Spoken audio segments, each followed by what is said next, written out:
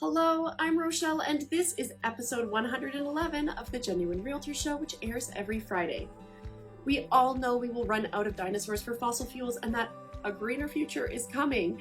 This week we are taking a deep dive into solar panels, all the things you need to consider, and what buying or selling a home with them really looks like.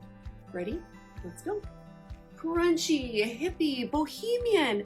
These are all words used to describe me over the years, and I'm pretty sure I drove my family nuts as a teenager, but the world awakened during the shutdown, and I want to capitalize on that momentum and share some knowledge about the increasingly popular solar panels we are seeing on residential homes.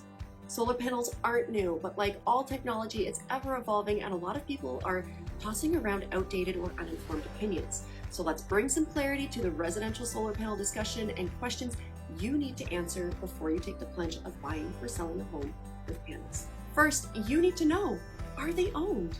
In this case, owned is better. Owning your panels simplifies everything and makes the process of buying or selling a home so much smoother. On the flip side, rent-to-own or financed panels pose additional hurdles to a sale. In both cases, there are likely contracts, and those need to be carefully evaluated. There are incentives from the government where you can pay off the panels over time while you help supply the grid. Another setup is where you receive payment for the energy sent to the grid, and for some, you supply your own home and have batteries to store the unused energy. Anytime there is a contract in place, you need to ensure a buyer can assume or take over, and occasionally the sellers will need to buy out their remaining balance owing on the panels in order for the home to be transferred into the buyer's name. With so many ways to afford and implement panels, it's no wonder there's no clear yes or no answer for clients who ask, are panels worth it? There are many considerations, so having a great realtor in your corner is absolutely important. If you're in the Hamilton, Burlington, and surrounding areas, I'd love to help. If you're not, I can still connect you with a great realtor in your area, so please don't hesitate to reach out. That said, let's run through some must-ask questions when considering buying or selling a home with solar panels. Are they owned? Are the contracts assumable, and who are they with? How much time is remaining on the contract? What is the buyout cost if they are rented?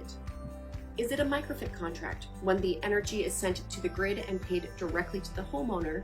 And be aware that this program is subject to HST. Is it a net metering contract, where the energy you produce is deducted from your hydro bill, which is HST exempt? What is the pay rate if you are selling the energy back to the grid? Did a structural engineer or the installation company evaluate the added weight on the roof? Did they need to reinforce any trusses in the roof? How old is the roof? If you do need a new roof, some rental contracts offer one free removal and reinstall, but that would be outlined in the contract. As someone who owns, it cost $3,400 just for the panels we had to remove and reinstall when we did the roof. Also, ask the roofing company if the panels void the warranty when you shop around. Are there any batteries? If there are, how old are they, and what is the cost of disposal at the end of their life? Where is the main shutoff switch? Which direction do your panels face? Ideally, you want south-facing to capture the most energy. How much are they producing? Over time, the panels do deplete, so while they are likely still converting energy, don't expect a 15-year-old panel to perform like it did when it was new.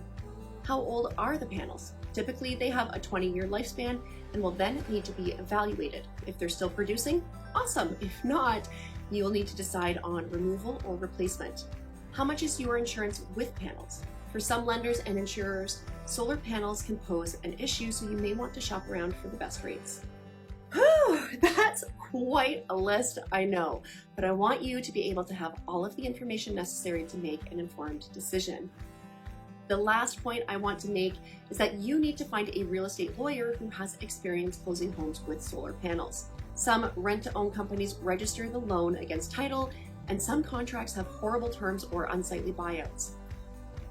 All things you want to know before you commit to buying or selling.